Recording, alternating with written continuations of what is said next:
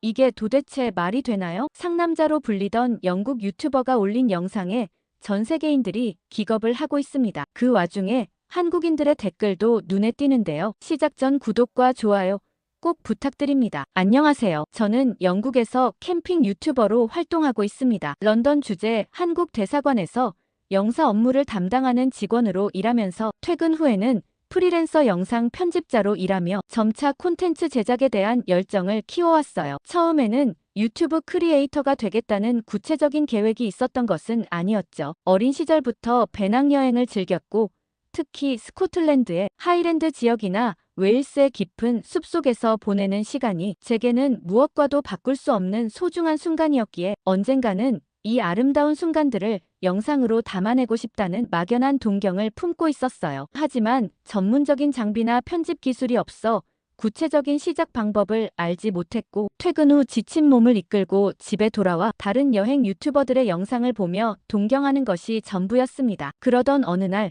제 생일을 맞아 오랜 친구가 뜻밖의 선물을 건네주었어요. 바로 미러리스 카메라였죠. 최신형 모델은 아니었지만 영상 촬영이 가능한 기종이었고 당시 제게는 새로운 삶의 전환점을 만들어준 귀중한 선물이었습니다. 친구는 제가 평소 인스타그램에 올리는 여행 사진들과 자연에 대한 애정을 보며 오래전부터 유튜브 활동을 권유해왔었죠. 처음에는 전문성 부족과 실패에 대한 두려움으로 망설였어요. 대사관이라는 안정적인 직장을 다니면서 부업으로 시작한 영상 편집 일을 넘어 직접 카메라 앞에 서서 콘텐츠를 만드는 것은 전혀 다른 차원의 도전이었기 때문입니다. 결국 아무런 기대 없이 집 근처 리치몬드 파크로 나가 첫 영상을 촬영했고 일주일 동안 퇴근 후 밤늦게까지 편집을 거듭한 끝에 첫 번째 영상을 업로드했어요. 당연히 초기에는 예상대로 조회수가 거의 없었어요. 대사관 동료들이나 친구들에게도 유튜브를 시작했다는 말을 하지 않았고 그저 혼자만의 취미처럼 영상을 만들어 올렸기 때문에 채널을 찾아오는 시청자가 거의 없었죠. 하지만 매주 한 편씩 영상을 올리면서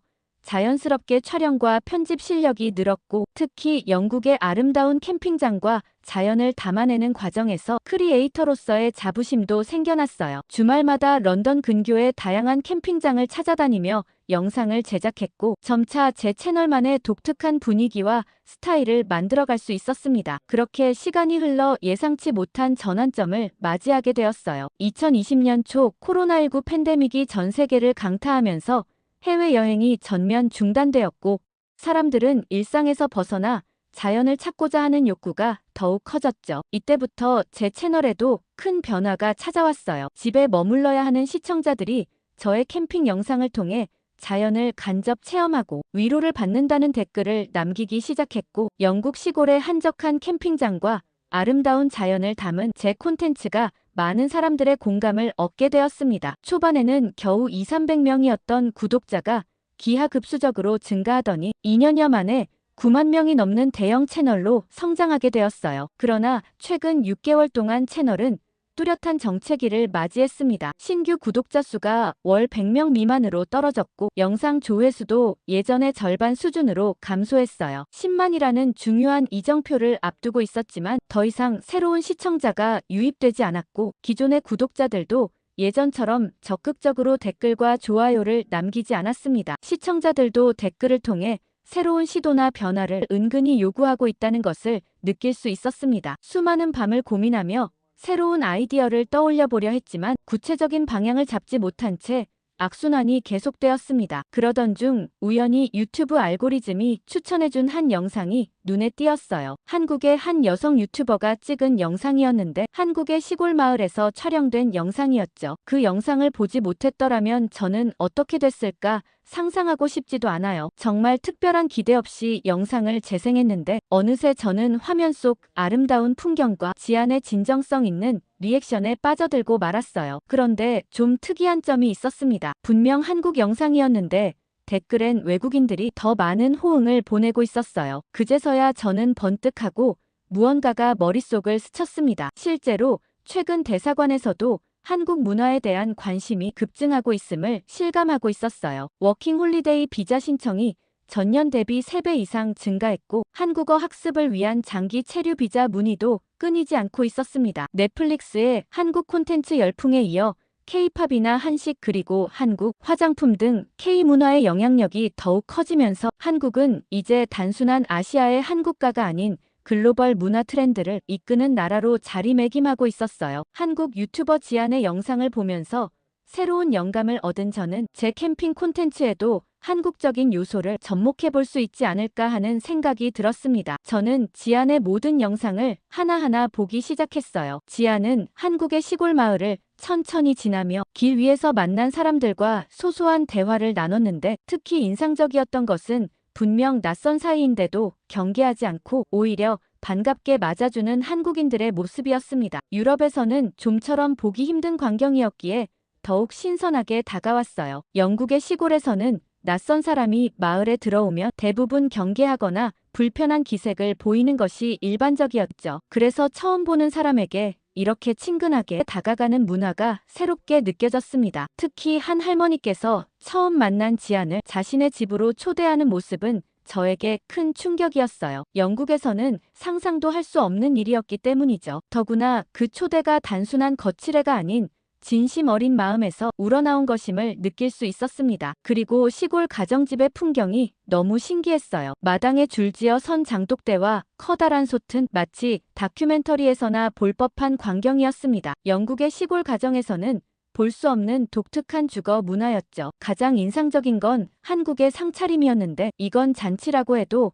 과언이 아니라는 생각이 들었어요. 밥과 국, 여러 가지 반찬이 조화롭게 차려진 상차림은 서양의 단순한 아침 식사와는 비교할 수 없을 정도로 풍성했어요. 한국에선 이게 자연스러운 식사라니 믿기지 않았습니다. 저는 지안의 채널을 발견한 후 저는 매일 밤 새로운 영상을 찾아보았어요. 한국의 시골을 자전거로 여행하거나 캠핑하는 모든 에피소드를 정주행하면서 영상마다 정성스럽게 댓글을 남겼습니다. 각 영상에서 인상 깊었던 순간들을 구체적으로 언급하며 제 감상을 진심을 담아 전달했어요. 지안의 영상들을 보면서 저는 한국이라는 나라와 그곳의 캠핑 문화에 대해 더욱 깊이 알고 싶어졌어요. 단순히 영상 속 풍경이 예뻐서가 아니라 그 속에서 만난 사람들의 따뜻함이 너무 인상적이었어요. 마치 오래전부터 알던 사람들처럼 자연스럽고 편안해 보였어요. 그리고 그 순간 저는 한국에서 캠핑을 해보면 어떨까 하는 생각이 들었어요. 하지만 현실적인 고민이 바로 떠올랐습니다. 캠핑을 하려면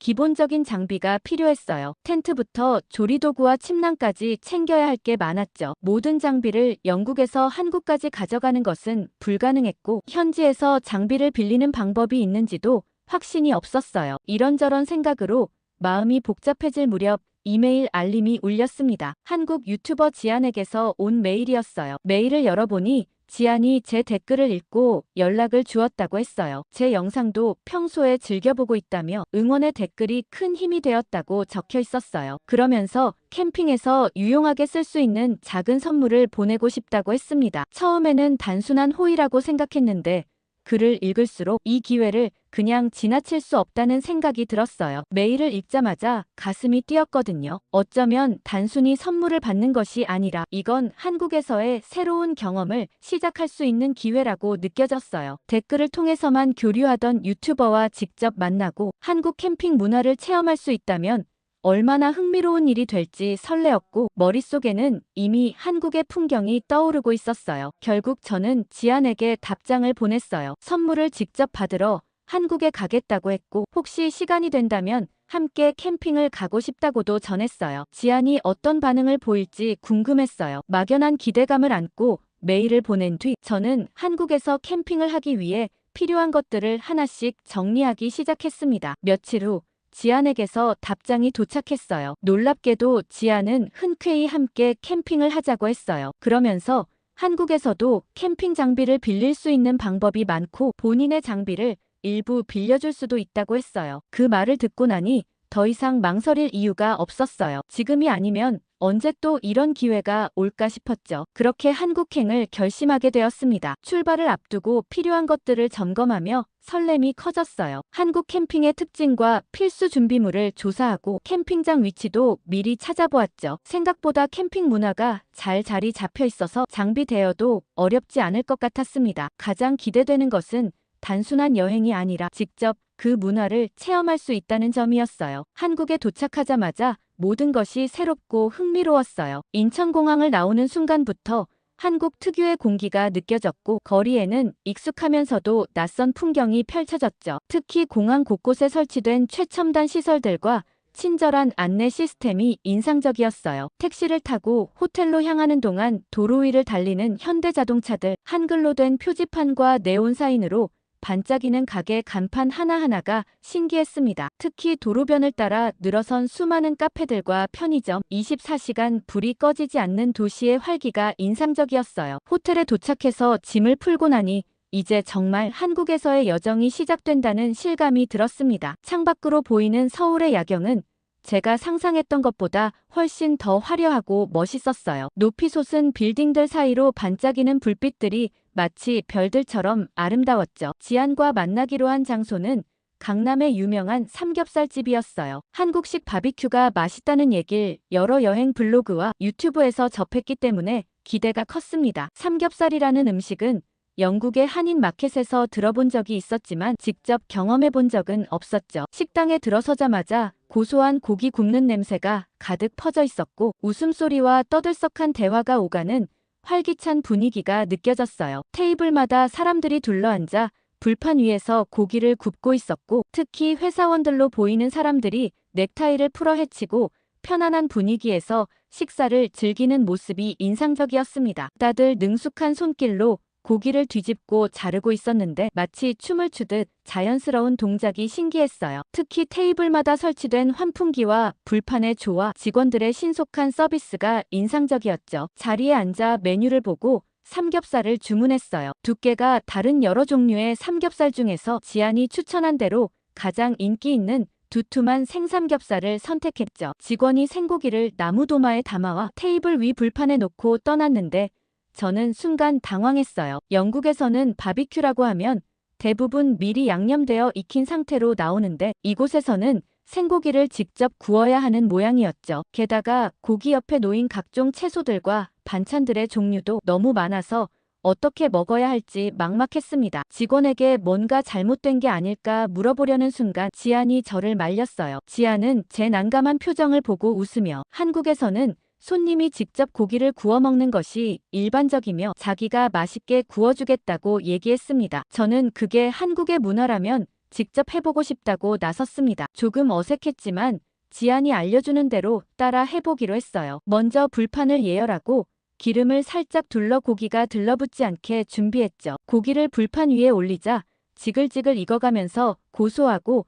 달콤한 냄새가 퍼졌습니다. 간혹 기름이 튀어 당황스러웠지만 지안이 알려준 대로 불의 세기를 조절하니 한결 수월해졌어요. 직접 구우니 고기가 익어가는 과정을 지켜볼 수 있어 더욱 신선하고 특별한 경험으로 느껴졌습니다. 그런데 예상치 못한 또 다른 장면이 펼쳐졌어요. 지안이 가위를 들고 능숙하게 고기를 자르기 시작한 거예요. 유럽에서는 스테이크 나이프로 자르는 게 일반적인데 가위로 자르는 모습에 순간 경악했죠. 그런데 가만히 보니 가위로 자르는 것이 훨씬 편리하고 깔끔해 보였어요. 이런 실용적인 식사 문화가 한국의 특징이라는 걸 새삼 깨달았습니다. 그런데 더 놀라운 건 따로 있었어요. 고기를 가위로 자르는 것에 이어 마늘을 불판 위에 가득 올리는 모습을 보고 또 한 번 놀랐어요. 익숙한 조리 방식이 아니어서 순간 당황했지만 지아는 태연하게 마늘을 넉넉히 올려놓았어요. 고기가 익어가는 동안 마늘도 함께 구워지고 있었죠. 마늘이 점점 노릇하게 익어가자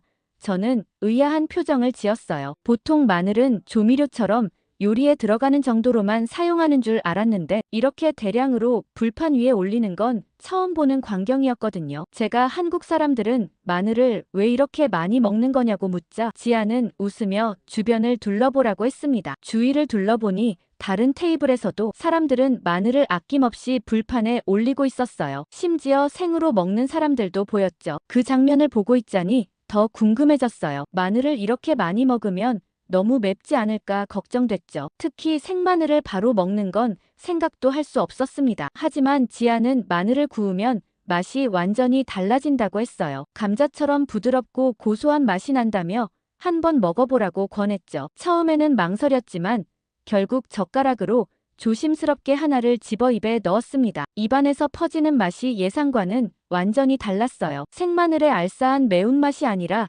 부드럽고 고소한 풍미가 느껴졌죠. 씹을수록 은은한 단맛까지 나서 놀랐습니다. 감자와 비슷하다는 말이 과장이 아니었어요. 마늘을 익히면 이렇게 달라지는구나 싶었죠. 한 조각만 맛볼 생각이었는데 생각보다 너무 맛있어서 계속 손이 갔습니다. 그제야 왜 한국인들이 마늘을 이렇게 많이 먹는지 이해할 수 있었어요. 마늘 특유의 깊은 맛이 고기의 기름진 풍미를 잡아주면서 더욱 감칠맛을 더했어요. 저는 점점 마늘의 매력에 빠져들고 있었죠. 마늘을 계속 먹다 보니 한국인들이 동안이라는 말이 떠올랐습니다. 혹시 마늘이 그 비결일까 싶었어요. 실제로 한국인들은 피부가 맑고 젊어 보이는 경우가 많았죠. 마늘을 이렇게 많이 먹는 것이 건강과 연관이 있을지도 모른다는 생각이 들었습니다. 지안에게 물어보니 마늘이 건강에 좋다는 것은 이미 널리 알려진 사실이라고 했어요. 항산화 효과가 뛰어나고 면역력을 높이는데 도움을 준다고 덧붙였죠. 건강에 좋고 맛도 좋으니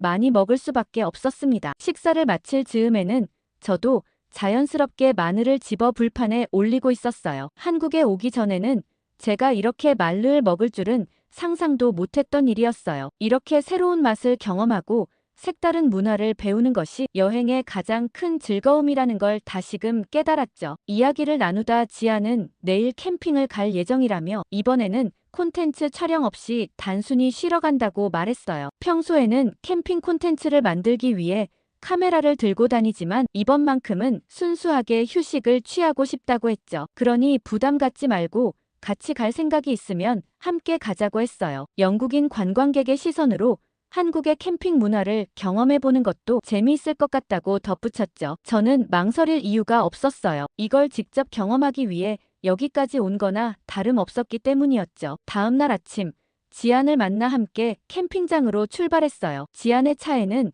이미 캠핑 장비들이 가지런히 정리되어 있었고 식재료까지 완벽하게 준비되어 있었죠. 서울을 벗어나자 점점 풍경이 달라지기 시작했습니다. 도심의 높은 건물들이 점점 줄어들고 푸른 산들이 하나둘씩 보이기 시작했어요. 특히 도로 양옆으로 펼쳐진 산의 모습이 인상적이었죠. 한국의 산세는 생각보다 훨씬 아름다웠습니다. 영국의 완만한 구름과는 달리 웅장하면서도 부드러운 곡선을 그리는 산들이 연이어 펼쳐져 있었어요. 지안은 한국의 국토 70%가 산으로 이루어져 있다고 설명해 주었죠. 그러다 보니 전국적으로 등산이 매우 활성화되어 있고 대부분의 사람들이 어릴 때부터 부모님과 함께 뒷산에 올라 약수를 떠먹은 경험이 있다고 했습니다. 특히 주말이면 등산복을 입은 사람들로 산이 북적인다는 설명을 들으며 한국인들의 산에 대한 애정을 느낄 수 있었어요. 저 역시 자연 속에서 자라는 걸 좋아했기 때문에 그 이야기가 무척 흥미로웠죠. 캠핑장에 도착했을 때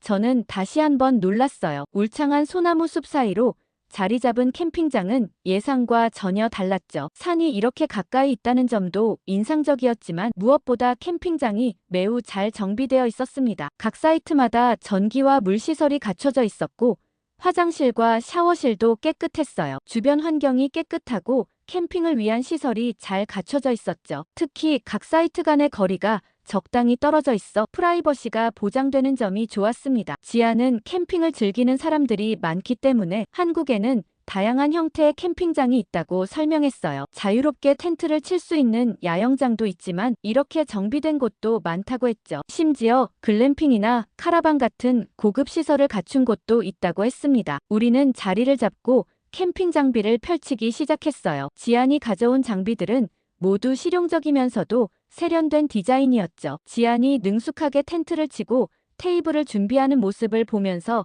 감탄했습니다. 텐트 옆에는 타프를 설치하고 그 아래 접이식 테이블과 의자를 배치했어요. 심지어 작은 캠핑 화로까지 준비해왔더군요. 저는 캠핑을 몇 번 해본 적이 있었지만 이렇게 빠르고 효율적으로 준비하는 건 처음 봤죠. 마치 작은 집을 짓는 것 같았습니다. 지안은 제가 무리하지 않아도 된다며 손님이니 편하게 있으라고 했어요. 그러면서 간단하게 먹을 것을 준비해주겠다고 했죠. 정말 평화로웠습니다. 주변에는 다른 캠핑객들도 있었지만 한국 사람들은 각자의 공간을 존중하며 조용하게 시간을 보내고 있었죠. 전반적으로 조용하고 여유로운 느낌이었습니다. 간혹 아이들의 웃음소리가 들리기도 했지만 그마저도 자연스럽게 주변 환경과 어우러졌어요. 저는 나무 사이에 자리 잡고 누워 하늘을 바라봤죠. 파란 하늘 사이로 햇살이 내려오고 새소리가 들려왔습니다. 그런데 갑자기 코끝을 찌르는 강한 향이 퍼졌어요. 눈을 뜨고 주위를 둘러보니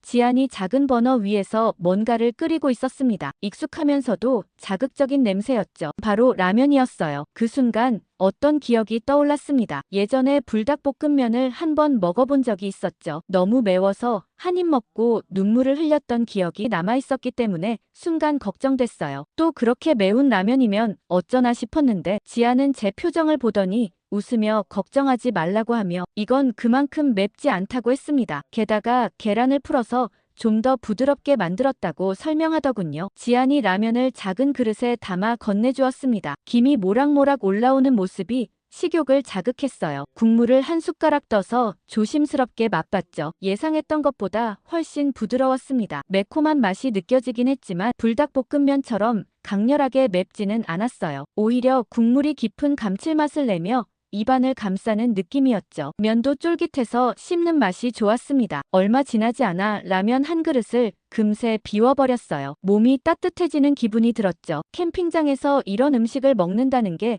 더 특별하게 느껴졌습니다. 지아는 만족한 듯 웃으며 한 가지 더 준비했다고 했어요. 그러더니 하얀 통을 꺼냈죠. 저는 순간 우유인가 싶었습니다. 하지만 지아는 그게 우유가 아니라 막걸리라고 설명했어요. 한국의 전통 술이라는 얘기에 호기심이 생겼습니다. 지안이 작은 컵에 막걸리를 따라 건네주었어요. 국물처럼 하얀 빛을 띠고 있었죠. 냄새를 맡아보니 약간 구수한 향이 났습니다. 조심스럽게 한 모금을 마셔봤어요. 예상보다 부드러웠죠. 탄산이 살짝 들어있어서 청량감도 있었습니다. 그리고 이거랑 잘 어울리는 안주가 있다며 납작한 뭔가를 굽기 시작했어요. 처음 보는 음식이었는데 쥐포라고 설명했습니다. 쥐포는 불에 닿자마자 향이 진해졌어요. 겉이 노릇해지고 고소한 냄새가 퍼졌죠. 한 조각을 뜯어 입에 넣었습니다. 겉은 바삭하면 서속은 쫄깃한 식감이었어요. 짭조름하면서도 단맛이 섞여 있었죠. 씹을수록 깊은 감칠맛이 느껴졌습니다. 막걸리와 함께 먹으니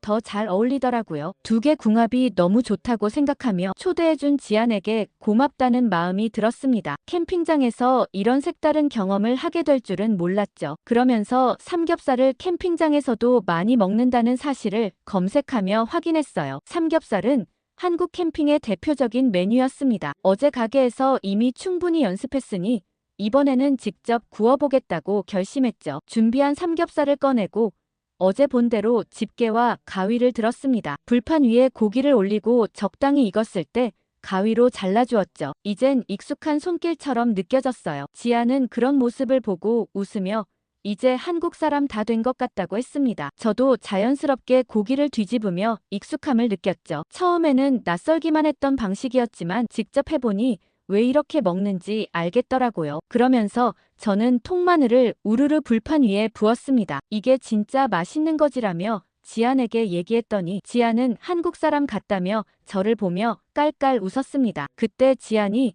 또 다른 초록색 병을 꺼냈습니다. 어제는 처음 보는 자리라 소주를 꺼내지 않았지만 사실 삼겹살은 꼭 소주랑 먹어야 한다고 하더라고요. 한국에서 가장 인기 있는 술이라고 들었습니다. 그런데 그 병을 자세히 보고 깜짝 놀라고 말았어요. 도수가 어마어마하더라고요. 하지만 지안이 걱정하지 말라며 천천히 마시면 된다고 했어요. 작은 잔에 소주를 따라 주었는데 그 투명한 액체가 묘하게 궁금증을 자아냈습니다. 한국 드라마에서 종종 보았던 그 유리잔에 소주가 담기는 모습이 새삼 특별하게 느껴졌죠. 첫 모금을 마시자 목이 따가웠어요. 예상했던 것보다 알코올 향이 강했습니다. 하지만 삼겹살과 함께 먹어보니 그 조합이 의외로 좋았죠. 기름진 고기의 맛을 소주가 깔끔하게 잡아주는 느낌이었어요. 특히 구운 마늘과 함께 먹으니 더욱 조화로웠습니다. 지안이 왜 한국에서 삼겹살과 소주는 때려야 뗄 수 없는 조합이라고 설명하는지 이해가 가더라고요. 그런데 갑자기 누군가 찾아왔습니다. 옆 텐트 사람들이었죠. 저는 깜짝 놀랐지만 지안은 너무 태연하게 이 상황을 받아들이고 있더라고요. 지안은 한국에서는 캠핑장에서 처음 만난 사람들과도 자연스럽게 어울리는 문화가 있다고 했어요. 낯선 이들과도 음식을 나누고 이야기를 나누는 것이 자연스러운 일이라고 하더라고요. 그들이 웃으며 손에 뭔가를 들고 있었습니다. 정성스럽게 준비한 음식들이 담긴 그릇에서 맛있는 향이 풍겼죠. 집에서 가져온 김치와 캠핑장에서 만든 수육이었어요. 김치는 붉은 빛깔이 선명했고 수육은 보기만 해도 부드러워 보였습니다. 정성스럽게 담근 김치와 부드러운 수육이 한 접시에 담겨 있었죠. 그들의 진심 어린 마음이 느껴지는 순간이었어요. 예상치 못한 환대에 놀라면서도 감사한 마음이 들었습니다. 음식을 건네받고 한 입 베어 물었어요. 입 안가득 퍼지는 맛이 감동적이었죠. 김치는 생각보다 훨씬 깊은 맛이 느껴졌습니다. 알싸한 매운맛과 시원한 맛이 어우러져 특별했죠. 새콤하고 아삭한 식감이 좋았어요. 한국에서 직접 만든 김치는 처음 먹어봤는데 이렇게 깊은 맛이 나는 줄은 몰랐습니다. 수육도 부드러웠죠. 오랜 시간 정성스럽게 삶아낸 고기의 맛이 특별했어요. 삼겹살과는 또 다른 매력이 있었습니다. 담백하면서도 깊은 맛이 입안에 감돌았죠. 삼겹살 때문에 충분히 배가 불렀는데도 계속 들어갔습니다. 그러면서 술잔도 자연스럽게 오갔어요. 소주잔을 나누며 서로의 이야기에 귀 기울였습니다. 캠핑장에서 우연히 만난 사람들이었지만 마치 오랜 친구처럼 편안한 분위기가 형성되었죠. 한국 사람들은 참 특이하다는 생각이 들었습니다. 음식을 나눠 먹고 금세 친구가 될 수 있다는 게 너무 신기했어요. 밤이 깊어질 때까지 얘기하다 잠에 들었죠. 다음 날 아침 갑자기 지안이 어깨를 흔들며 서둘러 일어나라고 했죠. 몽롱한 상태로 텐트 밖을 내다보니 주변은 아직 어둑어둑했습니다. 아직 해도 뜨기 전이라 졸린 눈을 비비며 일어났어요. 무슨 일이냐고 묻기도 전에 지아는 약수를 마시러 가야 한다며 서둘렀죠. 이미 주변 텐트에서도 사람들이 하나둘 일어나 산행 준비를 하고 있었습니다. 캠핑에서의 아침을 이렇게 시작하는 건 예상 밖이었어요. 영국에서는 캠핑하면 여유롭게 늦잠을 자는 것이 일반적이었는데 이런 활기찬 아침은 새로운 경험이었죠. 그렇게 캠핑장에서 이어진 등산로를 따라 산으로 향했어요. 새벽 공기는 차가웠지만 상쾌했습니다. 등산로 입구에는 이미 여러 명의 등산객들이 모여 있었습니다. 아직 몸이 덜 깬 상태에서 산을 오르는 게 쉬운 일은 아니었어요. 특히 가파른 등산로를 오르다 보니 금세 숨이 가빠졌죠. 하지만 주변을 둘러보니 이미 등산복을 갖춰 입은 어르신들이 경쾌한 걸음으로 올라가고 있었습니다. 70대로 보이는 분들도 전문 등산복을 차려입고 등산 스틱을 능숙하게 사용하며 산을 오르고 있었어요. 어떤 분들은 아예 뛰듯이 산을 오르고 있었고 서로 인사를 나누며 활기찬 모습을 보였죠. 저는 힘들어 죽겠는데 이런 광경을 보니 믿기지 않았습니다. 한국 어르신들은 나이가 많은데도 저렇게 빠르게 산을 오를 수 있다니 정말 대단했어요. 그렇게 숨이 턱까지 차올랐을 때 드디어 정상이 보였어요. 새벽 등산을 해본 적이 없어서 그런지 산 정상에서 맞이하는 아침 공기가 특별하게 느껴졌죠. 그곳에는 전통적인 양식의 작은 정자가 있었고 10여 명의 사람들이 약수를 마시며 담소를 나누고 있었습니다. 지안이 물병을 꺼내 약수를 떠서 건네줬어요. 투명한 물병에 담긴 약수를 한 모금 마셔보니 생수와는 확연히 다른 맛이었습니다. 부드럽고 깔끔한 느낌이었고 미네랄 특유의 맛이 느껴졌어요. 신기한 맛이었죠. 지안은 약수에는 다양한 미네랄이 함유되어 있어서 건강에 좋다고 설명해줬습니다. 특히 이 약수터는 철분이 풍부해서 빈혈이 있는 사람들이 자주 찾는다고 했어요. 약수를 마시며 잠시 쉬고 있었는데 갑자기 한 할머니가 다가왔어요. 등산복 차림의 할머니는 70대 후반으로 보였지만 매우 건강해 보였죠. 밝은 미소를 지으며 지안에게 뭔가를 말했습니다. 한국어를 전혀 알아들을 수 없어서 무슨 이야기인지 몰라 멀뚱히 보고 있었는데 지안이 웃으며 번역해줬어요. 할머니는 매일 아침 이 산에 오르는데 오늘은 특별히 외국인을 만나서 반갑다며 집에서 직접 만든 김밥을 좀 먹어보라고 했다는 거였죠. 이제 한국인들이 음식을 주는 게 전혀 이상하지 않았어요. 어제 한국 가족에게 배운 고맙다는 말을 하며 김밥을 받아들고 조심스럽게 한 입 베어 물었어요. 잠시 전까지 느꼈던 피로가 싹 가시는 듯 했죠. 입안 가득 퍼지는 풍미가 놀라웠습니다. 김밥은 미국에서도 몇 번 먹어봤지만 이건 완전히 달랐죠. 미국에서 먹었던 김밥은 대부분 냉동 제품이거나 대량 생산된 것들이었고 밥이 푸석하거나 재료가 적었습니다. 하지만 이 김밥은 정성스럽게 만든 느낌이 그대로 전해졌어요. 지아는 그런 반응을 보고 웃으며 냉동 김밥은 원래 맛이 없다고 했어요. 한국에서는 김밥이 패스트푸드가 아니라 정성이 들어간 음식이라고 했죠. 역시 직접 만든 김밥은 차원이 다르다고 설명했습니다. 그 말을 들으니 이해가 됐어요. 한국의 음식은 단순한 재료의 조합이 아니라 정성과 문화가 담겨 있는 것 같았죠. 이렇게 산 정상에서 직접 만든 김밥을 나눠 먹으며 한국인의 따뜻한 정을 다시 한번 느낄 수 있었습니다. 그렇게 지안과 헤어져 호텔로 돌아오자마자 앞으로의 콘텐츠 계획을 세웠습니다.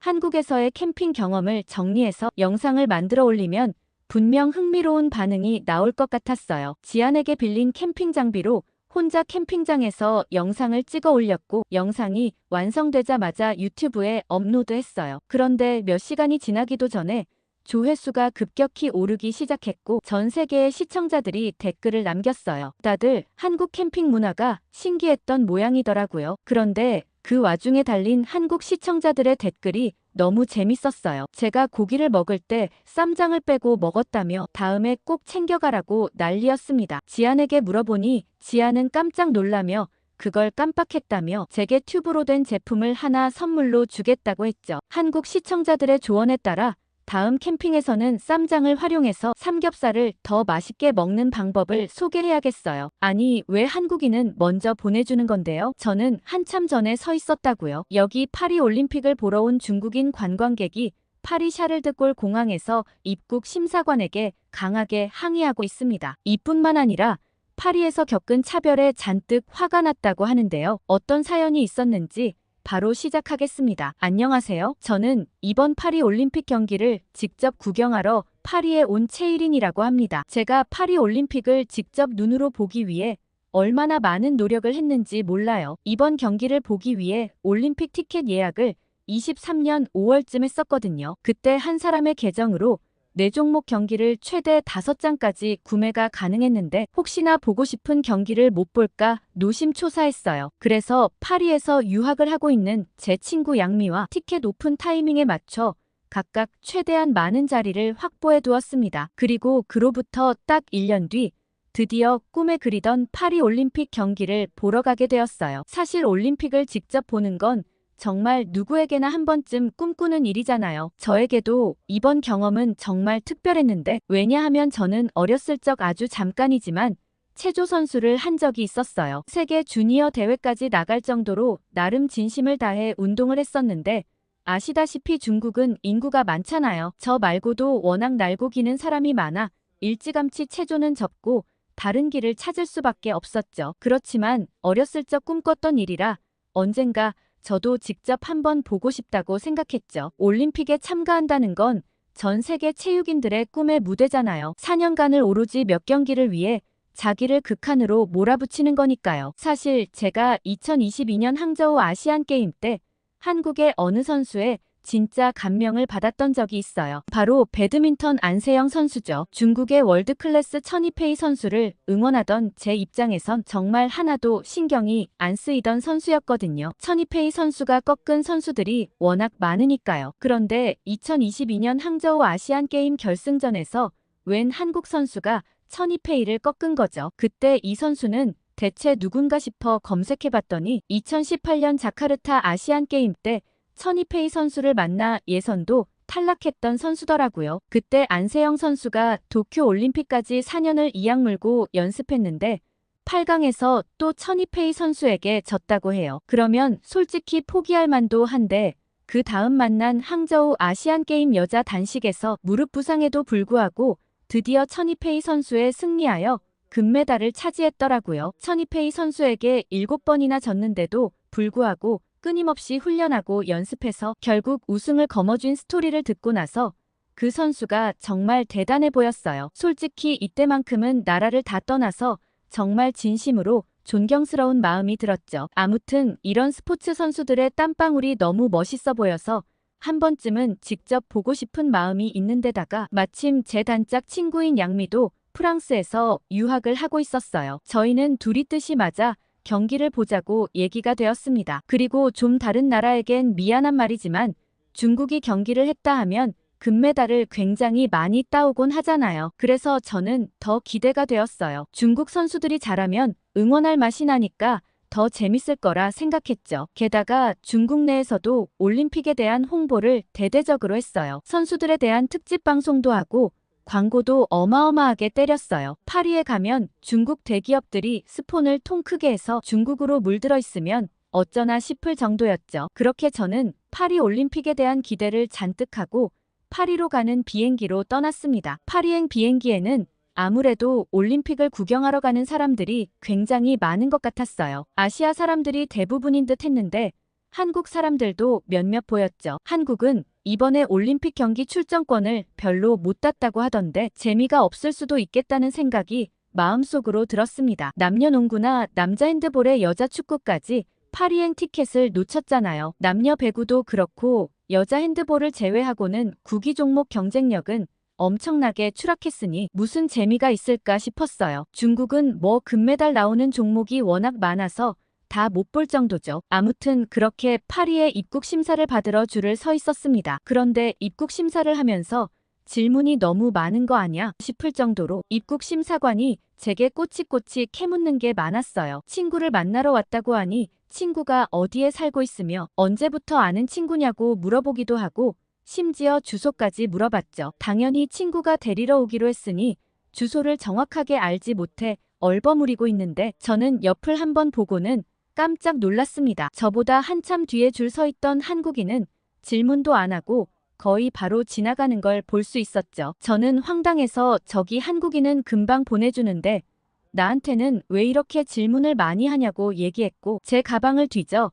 제가 가진 돌아오는 티켓의 올림픽 예약 티켓까지 모두 보여줬습니다. 입국 심사관은 하나하나 꼼꼼히 읽어보고 제 연락처를 2번, 3번 확인하고 나서야 저를 보내주었습니다. 도대체 한국인은 뭐 어떻게 했길래 저렇게 쉽게 보내주는지 궁금했어요. 그리고 반면 제겐 이렇게 과하다 싶을 정도로 질문을 많이 하는지 이해가 안 갔어요. 잔뜩 씩씩거리며 짐을 찾아 나가자 양미가 보였습니다. 양미는 제 얼굴을 보자마자 무슨 일이냐고 물었고 저는 대뜸 화부터 냈어요. 한국 사람은 순식간에 통과시켜주는데 난 한참 걸렸다고 투덜거렸죠. 양미는 이해한다는 듯 저를 달래면서도 어쩔 수 없다고 얘기했어요. 저는 도대체 뭐가 어쩔 수 없는 거야 라고 물었고 양미는 제게 믿을 수 없는 얘기를 해주었습니다. 양미의 말로는 중국인들이 잘못하는 일이 워낙 많아 그렇다고 했어요. 공공장소에서 행패를 부리는 경우도 많고 길에 노상 방류하는 일이나 심지어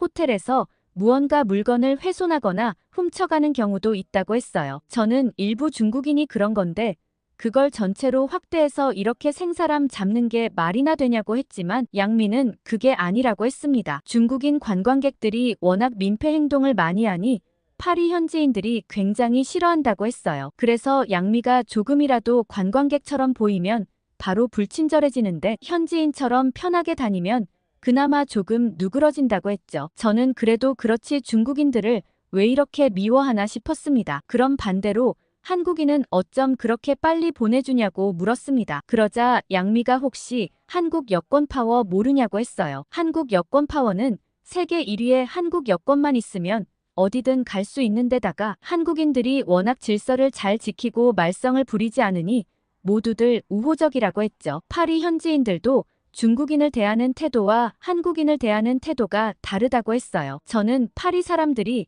어떻게 중국인과 한국인을 구별하냐고 물어봤고 양미는 내가 직접 다녀보면 내가 무슨 말 하는지 금방 알 수 있을 거라고 했습니다. 아무튼 양미는 오랜만에 봐서 진짜 반갑다고 얘기하며 하루 늦게 온 게 진짜 다행이라고 했습니다. 어제 성화봉송 때문에 파리가 마비가 되었다고 했어요. 저는 그랬냐며 대수롭지 않게 흘려들었지만 양미는 직접 한번 보라며 제게 성화봉송 장면을 보여줬어요. 양미가 직접 다녀와서 찍은 모습은 그야말로 기가 막혔습니다. 성화봉송 현장에는 어마어마한 사람들과 취재진들이 몰려 있었고 영상에는 한국어를 하는 사람들도 굉장히 많았습니다. BTS는 한국 팬들이 많아서 그냥 인기가 많은 거라 생각했는데 파리 현지인들의 엄청난 관심과 사랑을 받고 있는 모습을 보고 깜짝 놀랐습니다. 게다가 이런 성화봉송의 첫 주자가 한국인이라니 좀 자존심 상하는 느낌도 들었죠. 저는 양미에게 한국이 이 정도야? 이렇게 파리에서 성화봉송 첫 주자를 시켜줄 만큼 대단한 나라였어? 하고 물었죠. 양미는 한숨을 푹 쉬었습니다. 제가 중국에만 살아서 뭘 잘 모른다며 중국 밖에서 보는 중국의 모습이 진짜 중국의 모습이라고 했어요. 아까 파리 들어올 때만 해도 한국인은 3초 만에 패스하는데 너는 한참을 묶여 있었던 거 기억 안 나냐고 물었습니다. 그리고 세계적인 올림픽 행사에 첫 투자를 한국인으로 한 것만 봐도 한국은 이미 중국보다 압도적으로 앞서 있는 나라라고 얘기했어요. 저는 중국이 돈도 많이 내고 이번에 파리에 가면 중국으로 도배되어 있을 거라는 국내 방송이 굉장히 많았는데 막상 아닌 것 같다며 이상하다고 얘기했어요. 그러자 양미는 그것도 중국이 국민들을 속인 거라고 얘기했습니다. 얼마 전 폭우 때 산시성 고속도로에서 12명이 죽고 31명이 실종된 사건 기억나냐고 물어봤어요. 정말 최근 일인데 죽거나 실종된 사람이 많아 저도 기억하는 일이었거든요. 그게 다 폭우 때문에 홍수가 나 승용차 17대와 트럭 8대가 교량에서 추락해 강물에 휩쓸려 생긴 사고였어요. 양미는 그게 홍수 때문이 아니라 부실 시공 때문이라는 말이 있다고 얘기했어요. 그러면서 7월달 고속철도 교량 부분 하청업체가 원가 절감을 위해 부실 시공했다고 상부에 보고했는데도 제대로 처리가 안 되다가 결국 문제가 생겨 사람이 죽은 거라며 그것 때문에 말들이 많다고 했어요. 근데 그걸 그대로 놔두면 일이 일파만파 퍼질 테니 그 내용을 필터링해 관련 뉴스를 다 차단하고 올림픽으로 신경을 돌린 거라고 했어요. 그렇게 하면 관심을 돌리기가 쉬우니 중국 내에서도 올림픽 홍보에 열을 올릴 수밖에 없는 거라고 했습니다. 저는 양미가 검색해준 휴대폰으로 다른 나라 언론사에 있는 많은 정보들을 접할 수 있었어요. 중국에선 이런 구글이나 유튜브가 아예 접속이 되지 않거든요. 그래서 오로지 중국 사람들끼리 글을 올리고 쓸 수밖에 없는데 양미의 말은 정말 충격적이었습니다. 만약 이게 사실이라면 부끄럽다는 생각도 들고 이대로 아무것도 모른 채 살아가는 중국 사람들이 바보 같다는 생각도 들었어요. 양미는 일단 너무 깊게 생각하진 말고 이제 알게 됐으니 천천히 하나하나 생각을 바꿔나가는 게 어떻냐고 물었고 저도 일단 알겠다고 얘기했습니다. 그렇게 양미와 한참 얘기하고 나서 중국의 현실에 대해 깨달을 수 있었습니다. 너무 충격적이라 하도 생각을 많이 한 탓에 약간 허기가 지기도 했어요. 그러자 양미는 제게 밥을 먹으러 가자고 했고 이리저리 식당 밖에서 메뉴판을 구경했어요. 양미는 식당 메뉴들을 보고 깜짝 놀랐습니다. 올림픽 이전보다 가격이 2배 이상 뛰었다고 했어요. 파리 물가가 너무 올라서 이렇게 비싸게 주고 먹을 건 아닌데 라고 얘기하며 한참 고민을 했어요. 나름 친구가 멀리서 왔는데 대충 아무거나 먹을 순 없고 그런데 뻥튀기 된 가격이 너무 심해 고민이라고 하더라고요. 그런데 갑자기 양미가 손뼉을 짝 하고 치더니 혹시 거기 가볼래? 하고 얘기했고 전 양미가 추천하는 데라면 어디든 다 좋다고 얘기했습니다. 양미는 파리지앵들이 정말 많이 가는 곳이라고 얘기했어요. 양미와 함께 이동한 곳은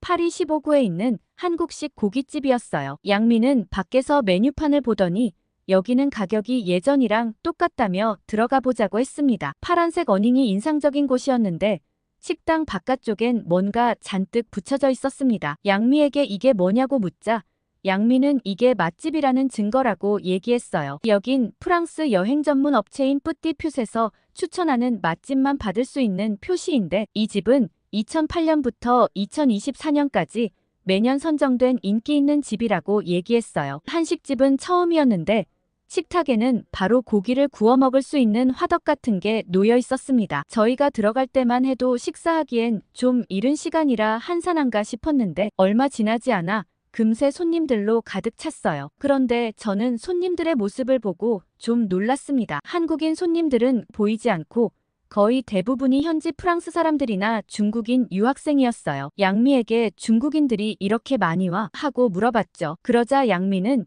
여기 중국인 유학생들에게 맛집으로 소문났다고 했어요. 이상하게 중국 식당은 거의 안 가는 편인데 오히려 한국 식당은 인기가 많아 꽤 즐겨 찾는다고 했어요. 중국 유학생들은 주로 파리 현지식을 먹거나 한식당을 찾는 편이라고 했죠. 한국 식당이 왜 인기가 많은지는 제가 직접 경험해보면 알 거라고 얘기했습니다. 메뉴가 워낙 많아 뭘 시켜야 좋을지 몰라 양미에게 대신 시켜달라고 부탁했습니다. 그러자 양미는 여기는 갈비가 맛있는 집이라 갈비를 먼저 먹고 나서 밥을 시켜 먹자고 했어요. 음식을 주문하고 기다리자 밑반찬이 나왔는데 반찬이 정말 푸짐하게 나왔습니다. 김치 종류의 쌈채소에 다양한 반찬에 두 눈이 휘둥그레졌어요. 저는 양미에게 유학생 애들이 좋아할 만한데 라고 얘기했습니다. 그러자 양미는 웃으며 이 집은 워낙 푸짐하게 나와서 사실 가격 따져보면 하나도 비싼 게 아닌 가격이라고 얘기했어요. 게다가 지금 다른 집들은 다 올림픽이라고 가격을 2배씩 올렸는데 여기만큼은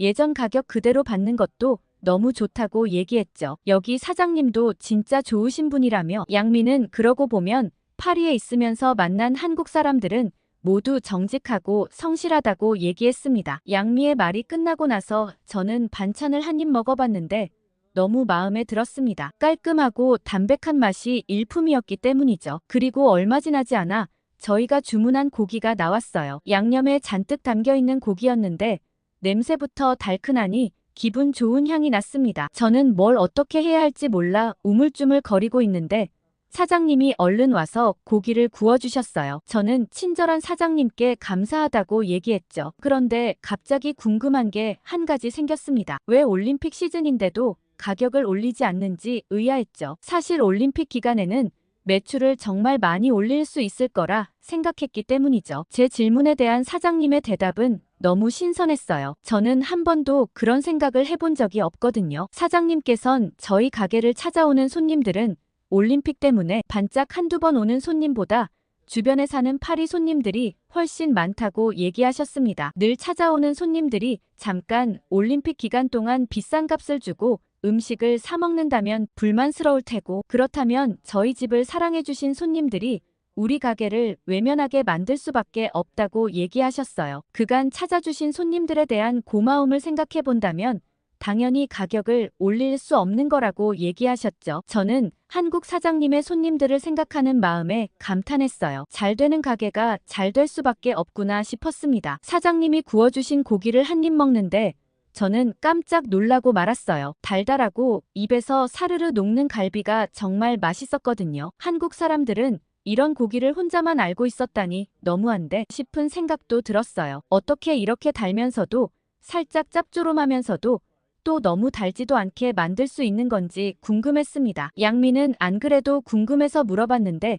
이게 다 한국 양념인 간장이랑 주재료인 마늘향 때문인 것 같다고 했어요. 주로 중국 음식은 느끼하고 고추기름을 쓰는 경우가 대부분인데 한국은 음식 맛이 딱 깔끔한 게 계속 먹어도 별로 물리는 느낌이 없었습니다. 특히 상추에 고기를 같이 싸 먹으면 환상의 조합이었죠. 중간중간 먹는 김치도 입안을 개운하게 만들어주었어요. 얼마든지 더 먹을 수 있겠다고 생각했고 저와 양미는 추가로 주문한 고기까지 깔끔하게 비웠습니다. 너무 배불러서 도저히 못 먹겠다고 생각했는데 양미는 후식 냉면은 꼭 먹어야 한다며 냉면을 주문했어요. 저는 나는 여기서 끝이라고 더 안 먹을 거라고 얘기했는데 양미는 냉면과 먹으려고 고기를 따로 빼놨다며 몇 점을 보여줬고 이거 냉면이랑 안 먹으면 후회한다고 얘기했어요. 저는 후회한다는 양미의 말에 이끌려 하는 수 없이 냉면에 고기를 싸 먹어봤고 머리에 느낌표가 하나 번쩍하고 떠지는 느낌이 들었어요. 양미에게 이런 미친 조합은 어떻게 알았어? 하고 물어봤고 양미는 이건 다 한국 사람들이 발견한 조합이라고 얘기했어요. 저는 한국 사람들은 가까이 살면서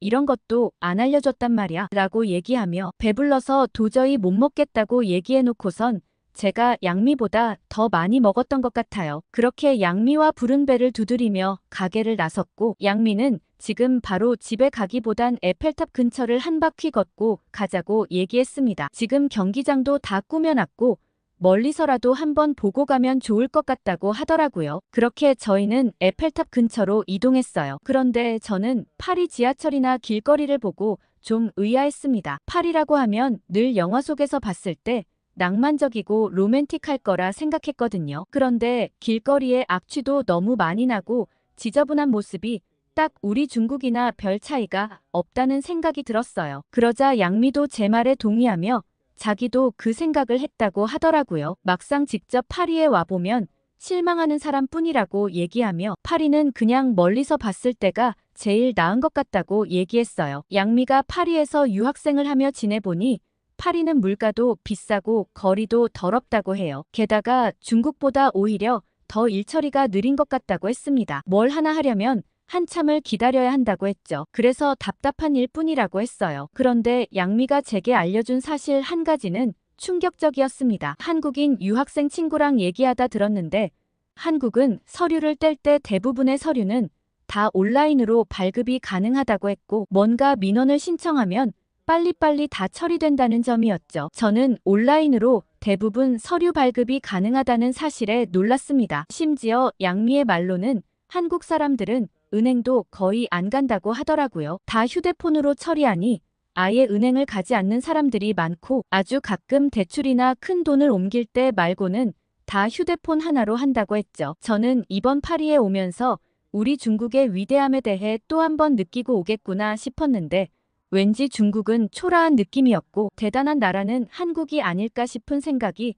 새록새록 들었습니다. 입국했을 때부터 시작해서 지금까지 제 머릿속에 떠오르는 나라는 한국이라는 생각이 들었거든요. 그렇게 저희는 에펠탑 근처를 걷고 있었는데 막상 에펠탑 가까이 오니 에펠탑이 잘 안 보여서 별로네 하고 웃을 수밖에 없었습니다. 그런데 양미가 갑자기 저기 보라며 제게 손가락을 무언가를 가리켰어요. 양미의 손끝이 가리키는 곳엔 한 무리의 사람들이 있었어요. 한국 경찰인 것 같았죠. 저는 한국 경찰이 왜 여기에 있지 하고 궁금했고 양미는 파리에서 직접 지원 요청을 했다고 설명해 주었습니다. 요새 한국 경찰들이 워낙 친절하게 잘 도와줘서 SNS에 좋은 이야기가 많이 올라온다고 했어요. 양미는 직접 보게 될 줄은 몰랐는데 너무 좋다며 양미도 바로 카메라를 들고 사진을 찍어 SNS에 한국 경찰을 만났다며 글을 올리더라고요. 양미의 말을 듣고 SNS에 한국 경찰에 대해 검색해봤더니 많은 파리 시민과 관광객들이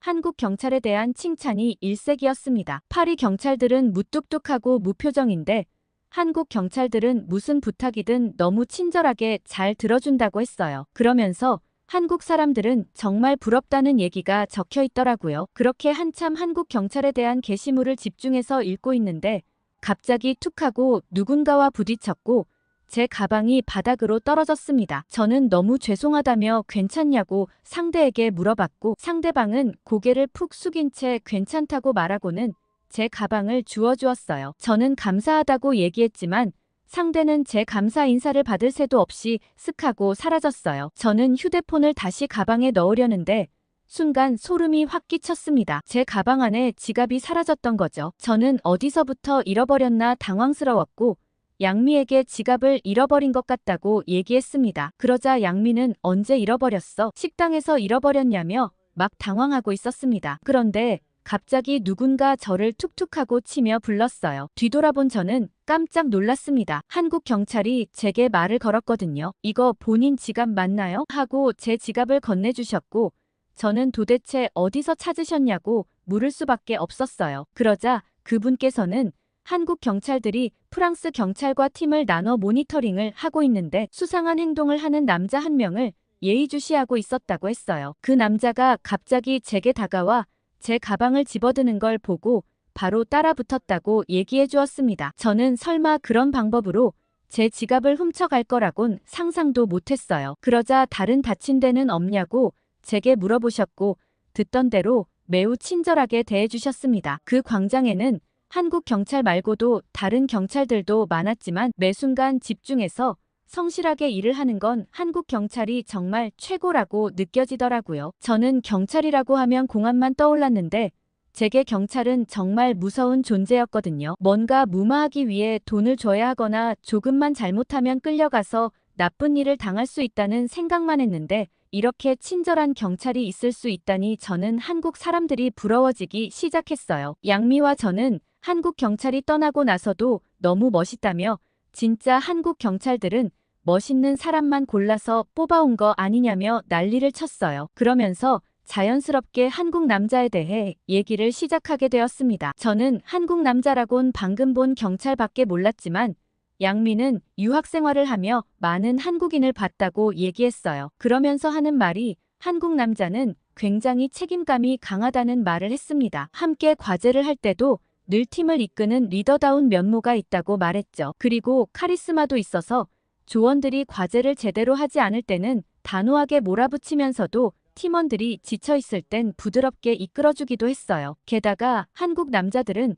아까 그 경찰처럼 다정한 말투를 쓴다고 했죠. 여자를 지켜줘야 하는 존재로 생각하고 짐을 들어주기도 하고 힘든 일이 있을 땐 대신해준다고 했어요. 중국 남자는 절대 그렇지 않거든요. 뭐든 여자 남자가 똑같이 해야 한다고 주장하는데 한국 남자들은 신체적인 다름을 이해하고 여자를 존중해주고 아껴준다는 점이 더 멋있어 보였죠. 남자 얘기를 하면 아무래도 시간이 정말 빨리 가는지 금세 양미의 집 근처에 다다랐는데 저흰 갑자기 들려오는 비명에 깜짝 놀라고 말았습니다. 비명이 들리는 쪽으로 가봤더니 그곳은 호텔이었어요. 호텔 직원과 경찰이 한 사람을 둘러싸고 있었고 주변 모두가 웅성웅성거리며 구경하고 있었습니다. 도대체 무슨 일인가 하고 봤더니 어떤 외국인이 그 호텔에서 씻기며 커피 포트며 장기 숙박 중에 계속 훔쳐가고 있다는 말을 하더라고요. 저희는 도대체 저런 염치 없는 행동을 하는 게 어느 나라 사람인가 하고 슬쩍 쳐다봤어요. 그리고는 둘 다 아무 소리 못하고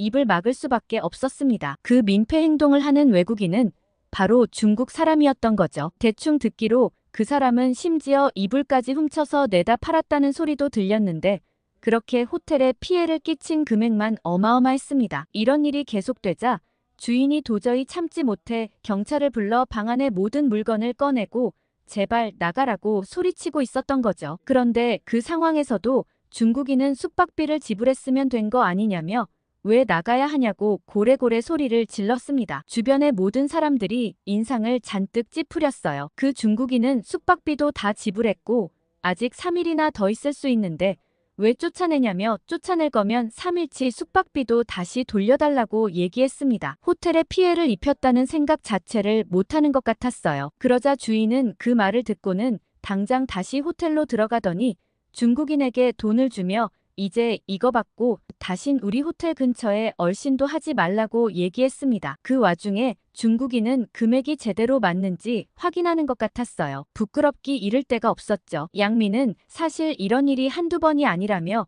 여기 살면서 온갖 행동을 다 하는 중국인들을 한두 명 본 게 아니라고 했습니다. 저는 그제서야 공항에서 저를 차별 대우했던 공항 검역소 직원의 행동이 이해가 갔어요. 이런 일이 자주 생긴다면 당연히 이럴 수밖에 없겠다고 납득할 수밖에 없었죠. 저는 한숨을 쉴 수밖에 없었습니다. 저 사람들이 저를 같은 중국인으로 볼 수도 있겠다는 생각에 부끄러운 생각까지 들었어요. 그러면서 양미는 왜 여기 사람들이 중국인과 한국인을 구별할 수 있는지 이제 좀 알겠어 하고 물어봤죠. 저는 그제서야 고개를 끄덕였습니다. 저는 중국인이라 한눈에 봐도 누가 누구인지 알 수 있었지만 외국인들도 쉽게 알 수 있을 거란 느낌이 들었거든요. 한국 사람들은 누가 봐도 아시아 사람들 중 키가 가장 크고 늘씬한 몸매를 가지고 있어요. 그리고 세 나라 중 가장 피부가 좋은 사람들이죠. 또 한국 사람들은 스스로를 굉장히 잘 가꾸는 사람들이 많아서 옷도 잘 입고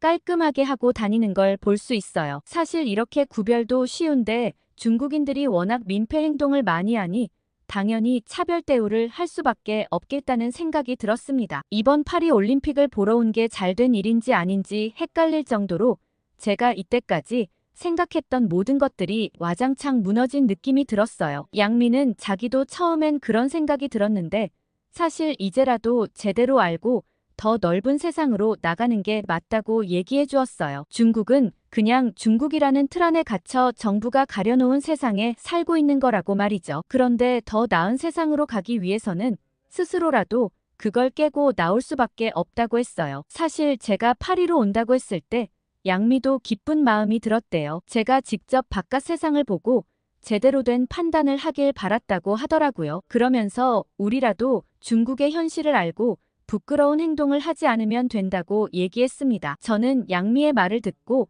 앞으로 더 넓은 세상을 알기 위해서는 제대로 공부를 해야겠다는 생각이 들었어요. 그렇게 이번 파리 올림픽은 사실 남은 올림픽 경기를 보는 것도 중요하지만 중국의 제대로 된 현실을 파악하기 위해 노력해 보려고 해요. 양미의 말로는 한국에 대해서도 공부할 필요가 있다고 했죠. 한국이 현재 아시아에서 가장 잠재력이 큰 나라인데 한국은 아직 제대로 시작도 안 한 거라고 말하면서요. 앞으로 새로운 세상을 알아나갈 저를 많이 응원해 주시면 좋겠습니다. 이만 사연을 줄일게요. 오늘 최유린 씨의 사연 어떻게 들으셨나요? 좋은 친구를 둔 덕분에 제대로 된 세상을 볼 수 있겠다는 생각이 드는 이야기였습니다. 그리고 파리 올림픽에서도 멋진 활약을 하고 있는 우리 한국 경찰분들과 한국 선수들을 응원합니다. 올림픽 관련 사연을 재밌게 들으셨다면 좋아요와 댓글 많이 달아주세요. 또 재밌는 사연으로 돌아오겠습니다. 여러분의 사연 제작소 감동 필름이었습니다.